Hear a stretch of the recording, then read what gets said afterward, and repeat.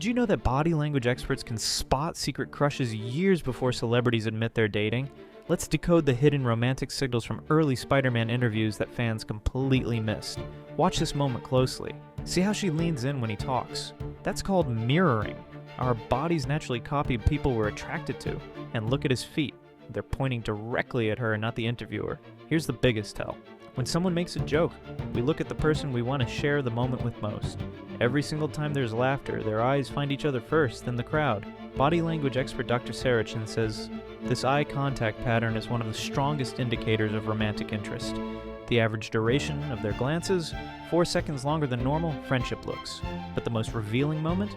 Watch his hand placement during this interview. He unconsciously reaches toward her space 3 times, then catches himself.